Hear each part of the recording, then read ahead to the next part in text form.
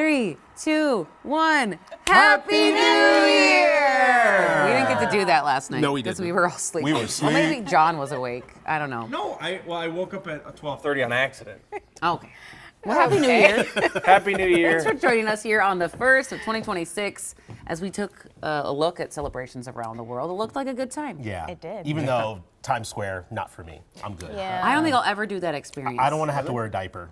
Why throughout the night. is the diaper the continual? Well, yeah, because I don't want to wear. I want to use the bathroom freely. I don't Yeah, want. that's So you you're can't right. use the bathroom? No. All the places shut down. Yeah.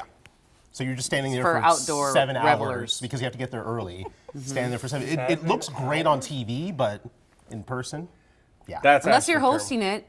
Yeah, unless you're Ryan Seacrest, then I'm sure he has his own airplane to go into for his bathroom. I will say Anderson Cooper and Andy Cohen are my favorite. No, they're great. fun. I like It's- watching it's- Good It's so energy. fun. Yeah, Good I like energy. watching it. Good to know. Anyway. Right. I spend a couple hours each day in my bathroom, so I need to make sure that it's close by. All right. Glad you guys haven't changed. Yeah, we haven't changed. Good to Happy see you. New Year. Good Oh, to see you. weird. Happy New Year, everyone. Good morning. It is, well, we got a little light flurries out here right now, and I expect them to start picking up here as we go throughout the morning. Oh, shoot. Well, I was all excited. I held down the button. Close your eyes. It's fine. Close your eyes. Close your eyes. You can close them. Keep them closed. Keep them closed. Keep them closed. Keep them closed. All right. We can open your eyes now. All right. It is 5 degrees in Crystal as we go to the north. We have -3 in Bemidji. Actually, a very seasonal morning. It's nice out here. It is cold, but it's not too cold. And that's because we have clouds and light snow coming in here. Again, you can see that little light snow. I'm looking at it in Elk River. This is going to be St. Francis, just north of the metro. This is going to slide in here, but we're just starting to see the first flakes. A little bit heavier right now. I was in Brainerd, Emily. Looks like it's dying down a little bit here. See Detroit Lakes, a couple of bands. So if you track those out, they'll come through St. Cloud, Little Falls, and eventually the metro. Super fluffy, 22-to-1 ratio. That means this stuff is going to add up. It's going to have a lot of air in it, and you're going to be able to blow it around. But it is moving through this area I circled. We'll track it out here, and if you close your eyes properly, you'll get to see the 7-day forecast for the first time. Cece? Good morning, 6:02. Hope your New Year's off to a great start. Live look here in Inver Grove Heights. Good morning. If you're waking up there, pretty quiet, not a lot of people out right now, which is good. If you're coming from Minneapolis or St. Paul, we're celebrating down there.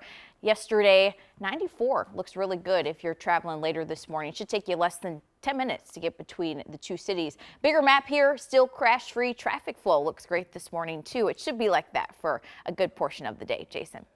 All right, Cece, thank you very much. Hate starting your year with a story like this, but we are following breaking news out of Switzerland right now. AP is reporting dozens are dead and 100 people are injured after a massive fire broke out at a ski resort in the Swiss Alps. This is during New Year's celebrations. So in this video, you can see a long line of ambulances heading to the hospital. They say it started around 1:30 local time, and they're actively investigating what happened, but haven't been able to go inside yet. We will keep you updated on that breaking story. All right, 6:03. While you were sleeping, new laws went into effect across the state. Yeah, this morning we're seeing several changes impacting your benefits at work. Michelle Beck joins us now from the newsroom. Hey, Michelle. Well, hey there, good morning to you. Let's start with one that's had people talking for years. Paid leave in Minnesota, which became law in 2023, is finally taking effect, and it now looks like this: 12 weeks of family leave per year, 12 weeks of medical leave, or 20 weeks for a combination of both. And this is for people like new parents, those needing medical care for themselves, or those caring for a sick relatives. Some other job-related changes: minimum wage is up. It's now $11.41, but that state rate does not apply to St. Paul and Minneapolis, where the base wage is higher. Also, Minnesota law now specifies how much of a break workers must get.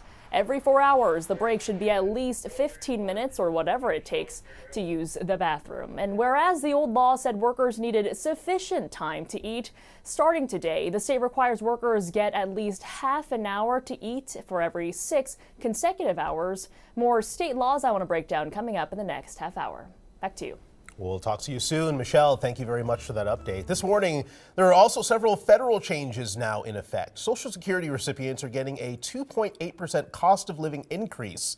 Medicare Part B premium costs are rising almost $18 a month. That as millions of people on Obamacare are facing even steeper costs with pandemic-era subsidies expiring.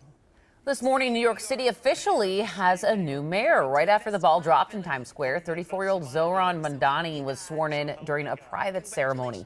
He's the first Muslim, South Asian, and African-born person to hold that office. Well, back here at home in St. Paul, Melvin Carter is about to begin his last day as mayor. For the first time in 8 years, the city's going to have a new mayor, with Kali Hur taking the helm tomorrow. Hur says an immediate focus when she takes office is going to be on the ongoing immigration crackdown. She's also planning to help with city operations. Already, Hur has met with employees at city departments to help understand where they can improve. Because we do only have 3 years, and if we can't get businesses up and running, if we can't get people to expand the way they want to, if we can't get housing developed, it's really going to hurt our progress. Like, those things have to get done. Now, Hur's also making an early pitch to the Wolves and Lynx owners, saying that she would love to have those teams move to St. Paul. Says has a few ideas for areas of development. Well, time now 6:06. This morning, frustration is growing after the Trump administration said it's freezing federal child care payments to Minnesota. That's after a YouTube video went viral alleging fraud. Now providers are sounding off, saying it will impact thousands of families in need. You cannot blame an entire community or an entire group of service providers for a clip that is looking for fame. A coalition of child care providers and families spoke out at the state capitol yesterday. They specifically called out GOP House Speaker Lisa Damith, criticizing the party for helping Nick Shirley, the YouTuber behind the video. We have yet to receive a response.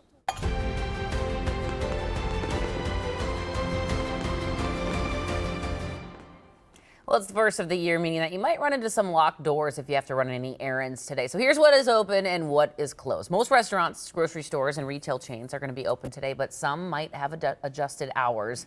And since it is a federal holiday, banks, post offices, and other shipping services, as well as the stock market, will be closed.